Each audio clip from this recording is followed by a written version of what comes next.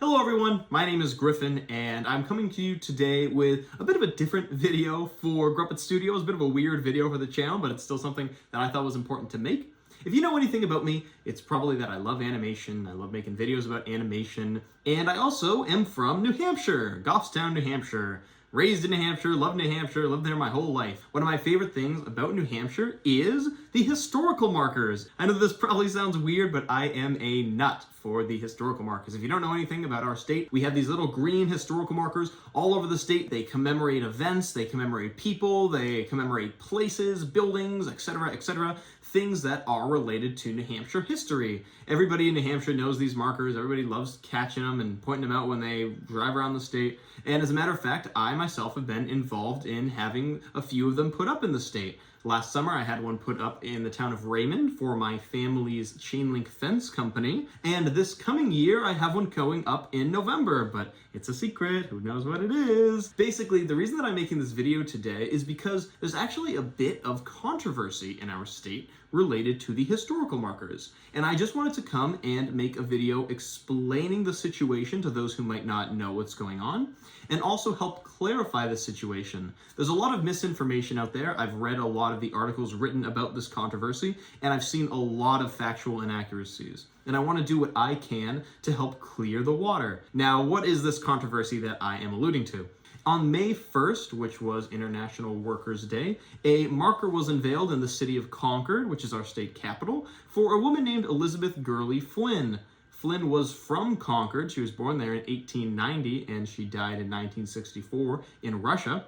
And she was a co-founder of the American Civil Liberties Union, the ACLU, of course, as well as the IWW, and a member of the American Communist Party. As a matter of fact, she was even a chairperson for the American Communist Party. And when I mentioned that she died in Russia, she did so and received a state funeral before being interred in Illinois. Now, something interesting about this marker is that, well, these markers are put up every year, and there are dozens of them, and there's usually a lot of state pride and a lot of hullabaloo and excitement related to these markers.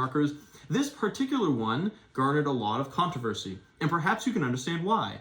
And before you get too worried, this is not a video for or about communism, about socialism, about any sort of political movement of the sort. I'm strictly going to be sticking to talking about the marker program in our state, because when this marker was put up, the members of the Executive Council of New Hampshire, made up of 5 elected officials from different districts in the state, raised a bit of an issue with Flynn receiving a marker. Particularly District 1's council member, Joseph D. Kenney, was very, very upset to see a communist leader commemorated in the state of New Hampshire. Now, the issue today, as I mentioned, has nothing to do with politics. Councilman Kenney and the members of the Executive Council have brought it to the attention of Governor Chris Sununu that perhaps it's time to review the process of having historical markers approved by what is called the New Hampshire Division of Historical Resources, and maybe make it a bit more difficult, or perhaps even have a tighter restriction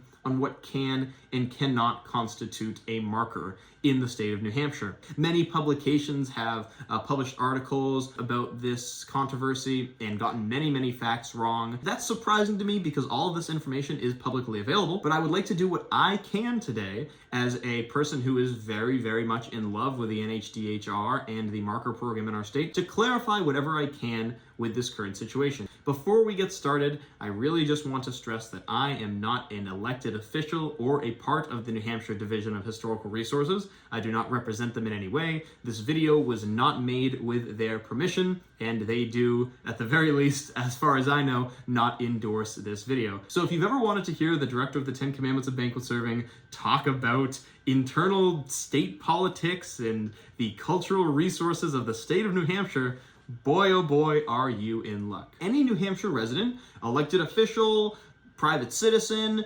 100-year-old, or 1-year-old is able to propose a marker for the state to have installed. If you go onto the website for the New Hampshire Division of Historical Resources, which is where I'm getting all the information for this video, you can find that any citizen can propose a marker. There are 2 types of markers. You can get a state-funded marker, which is going to be on any state highway, or you can get a marker which is privately funded, so funded by you or an organization. That marker can be put anywhere in the state. But either way, they're going to look exactly the the same. They'll have the state seal on the top, etc., etc. Once you've chosen the topic, then you have to get the signature of 20 people from the state of New Hampshire who also agree that this is something worthy of being commemorated.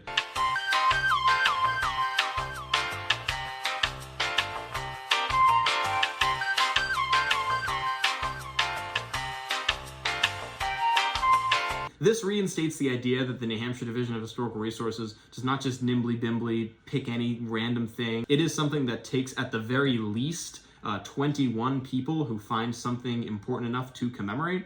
After that is done, you will give your application to the officer in charge of the marker program. At the moment, it is a wonderful woman named Amy Dixon, who I have worked with on several of these projects and just love working with. The first thing that the NHDHR will do is put together a committee of people, officials from the state, who look over the information that you have given. You have to give them a huge proposal with all sorts of sources and footnotes and information, and that's where the NHDHR comes in again. After the state has approved the marker text and worked with the original applicant for the marker, they're going to work with the New Hampshire Division of Transportation, or NHDOT as I'm going to call them, to make sure that the location that you have proposed is something that is possible. Is it in the right of way? Is it going to be blocking a stop sign? Is it going to be something that, since it is encouraging people to read, is going to distract drivers while they're driving along, and since it's New Hampshire, probably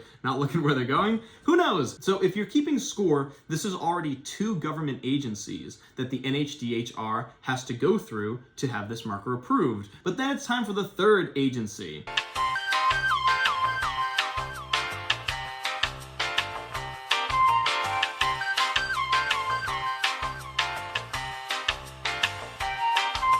After everybody has thumbs up, thumbs up, thumbs up, only then is the marker actually ordered.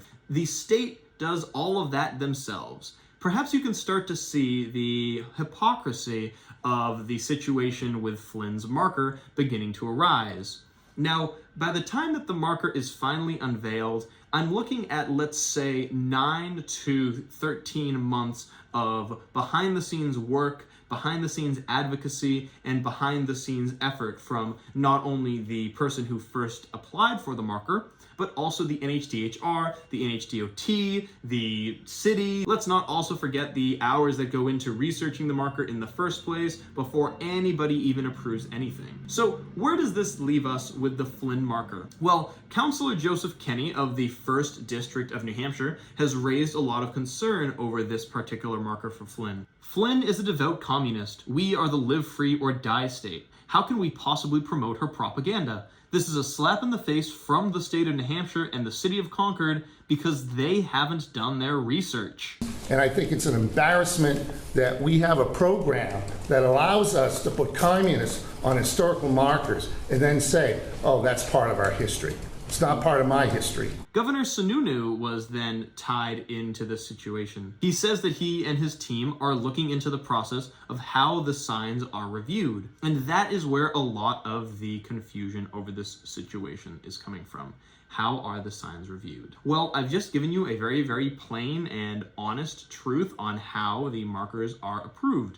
If you still don't understand, it's as simple as 1, the marker is proposed and signed by 20 people.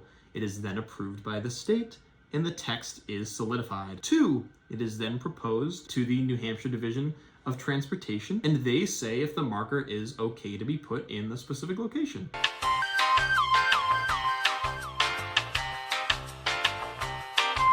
I don't think that there is a world in which this process could be fixed, could be helped, or could be at all improved upon. I think that this marker controversy is the unfortunate byproduct of a troubling trend going on in the United States right now, of trying to push education and teaching history in a much more sanitized and politically aligned version to those who are deciding what is and what is not taught. And I'm not even speaking here about taking down memorials in our country for perhaps people who history now view in a negative light. I'm speaking of people in the United States who are actively trying to take away the freedom of speech and freedom of education of citizens who want nothing more than to learn. And let's take away the fact that if you're really curious about Elizabeth Gurley Flynn or anybody who is a member of the ACLU, IWW, or the American Communist Party, then you have this little thing in your pocket 99% of the time, which could tell you every single piece of information that any human has ever known. The great irony of this entire situation is that most council members, and honestly most people in the state who are very outraged about this, would not have known about Flynn unless the marker was there in the first place. This great controversy comes from the marker achieving its goal of educating the public. And it is definitely understandable that there are people in this state who do not agree with Flynn's viewpoints, who maybe don't think that what she fought for was the right thing to fight for. But to try to penalize the New Hampshire Division of Historical Resources for this purpose is incredibly unfair and incredibly unjust. There are plenty of markers in the state of New Hampshire where the politics do not align with those of me personally. There are plenty of those in the state of New Hampshire that maybe I personally don't think deserve to have markers. But undeniably, education is education, and to be able to have a public marker that all can read and learn from is a right of the citizens of New Hampshire. This isn't a trend in terms of wokeness. This isn't a trend in terms of worrying about being a Republican or being a Democrat or a Libertarian or agreeing with Flynn or thinking that she's the reincarnation of the devil. My opinion of the matter simply comes down to the fact that the state of New Hampshire and the New Hampshire Division of Historical Resources do not deserve to be penalized for simply trying to educate people. The state does not need to antagonize the state for reviewing things that the state approved. I think that there is an incredible hypocrisy in once the marker has actually been installed and all of this work by private citizens has been done, council members who do not understand the intricacies of this state-run program can immediately come in and start getting upset over history that they do not like. Their job is to educate, not to endorse. Their job is to educate, not to indoctrinate. And their job is to make education and speech free and accessible to the citizens of New Hampshire who find these historical figures, events, and locations important enough to be remembered by generations beyond their own. If you think that what I'm saying today is unfair and that Flynn does not deserve a marker, please understand that this process is done completely by citizens like you and I.